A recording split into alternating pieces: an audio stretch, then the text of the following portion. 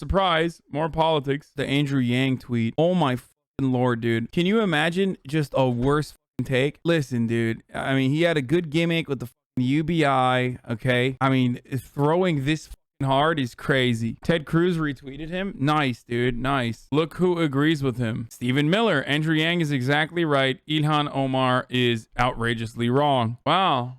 That's crazy. I'm standing with the people of Israel who are coming under bombardment attacks and condemn the Hamas terrorists. The people of New York City will always stand with our brothers and sisters in Israel who face down terrorism and persevere. I can't even, I don't know where to begin to take apart that take. Like 9 Palestinian children were fucking murdered by the Israeli state. This guy wrote that. Insanity. Andrew Yang is close to locking down almost universal support among leaders of New York City's ultra-Orthodox community, a loyal block of voters that can make or break a mayoral candidate. Interesting, dude. Let's look at who agrees with Andrew Yang. Stephen Miller, Ian Miles wrong, Meghan McCain, hashtag Yang Gang, Ted Cruz, bravo to Yang for opposing the rapidly pro-Hamas and anti-Israel attacks from fellow Dams Omar and Tlaib. Look at the trending tab. Yang supports genocide. I mean, I think he was always like this, for the record. Like, he was always like this. It's not like fucking new. You guys already know I was never like a big fucking Yang Gang fan and have been critical of him from the jump. Welcome to the fucking right side of the Yang shit. Some facts about Yang for people throwing up in their mouths. He launched his campaign with co-chair Richie Torres, who said Palestinian human rights advocates are mentally ill and is funded by the Israeli apartheid that pink wash it. Andrew Yang recently celebrated an endorsement by one of the most despised racist right-wing Jewish leaders in New York City, who was removed by city council for claiming Palestinians don't exist. Andrew Yang also celebrated an endorsement by another far-right Jewish leader who was handpicked by Dov Hikind, an open supporter of the Kahanist terrorists who are taking Palestinian homes and cheering mosque attacks. His wife fundraises for ethnic cleansing. In fact, Andrew Yang, who also brought on an aide to that Kahanist, who is infamous in New York City for wearing blackface to parties and defending it, and his wife sold shirts with the Al Aqsa Mosque being destroyed to fundraise for ethnic cleansing groups. Andrew Yang's campaign co-chair is one of the top donor recipients from apartheid money from the right. There's also a letter about him from mothers of those killed by the NYPD about how he betrayed each of them to favorite killer cops. One of Andrew Yang's biggest funders here in Queens, where his spouse is from, is the same funder that infamous elected official who called AOC a bitch. Absolutely fuck Andrew Yang. Okay. The thing is, even first of all, this is America. Okay. So nearly every single fucking American politician is always going to give unconditional aid to Israel. Most of them do. That's just the reality. It's our most important strategic asset / ally in the Middle East. All of that sort of stuff. Most of the Democrat adjacent, like liberal adjacent people are at least politically savvy enough not to come out and offer unconditional support to Israel when they're literally, when the fucking corpses have not even fucking dried yet. Like, you couldn't wait a fucking week, dude. You literally couldn't wait a fucking week. Nope. Had to do it now. Like, that is fucking bloodthirsty, maniacal shit. Like, most Democrats will just say, yeah, BDS is bad. I don't want to touch it. Whatever. Israel is incredibly important for us as an ally. But like, this level of pandering is so fucked up. He must be real fucking desperate. This is the second in polling in Yang's main competition. Today on Yom Yerushalayim, Israel came under attack from Hamas-fired rockets in Gaza. Jesus Christ, dude. Israelis live under the constant threat of terrorism and war, and New York City's bond with Israel remains unbreakable. I stand shoulder to shoulder with the people of Israel at the time of crisis.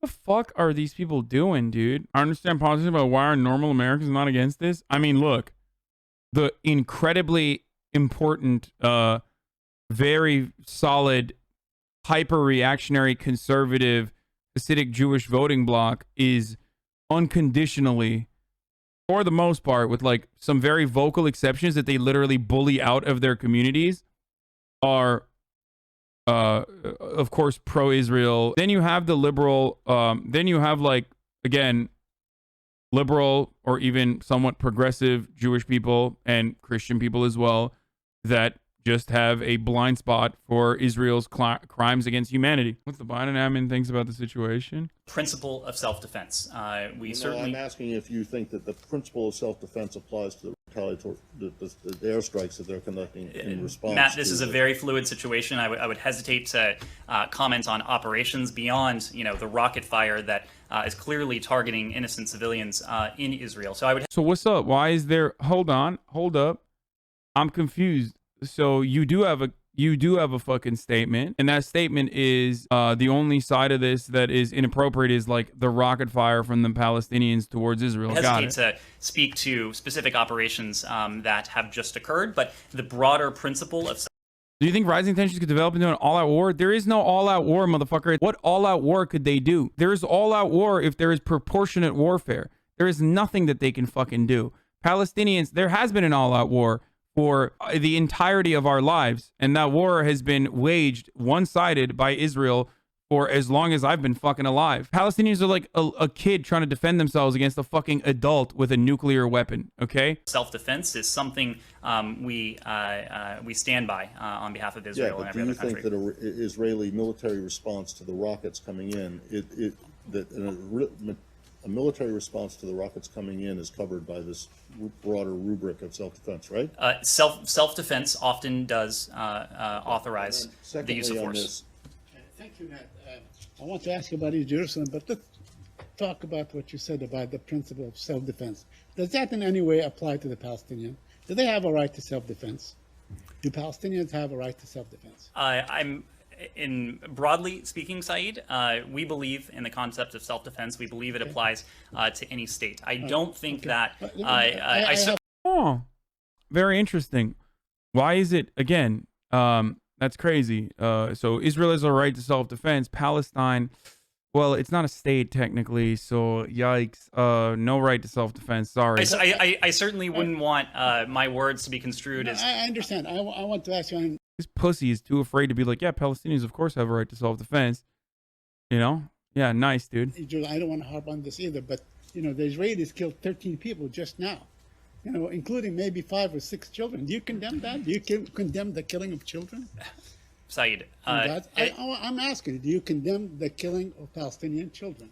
Obviously, and these reports are just emerging, and I understand, I was just speaking to the team, I understand we don't have independent confirmation of facts on the ground yet, so I'm very... Yeah, no. The accuracy of the data that we're getting from on the ground is just, is questionable and debatable. You can't fucking say killing children is bad, dude. That's great, dude. Nice.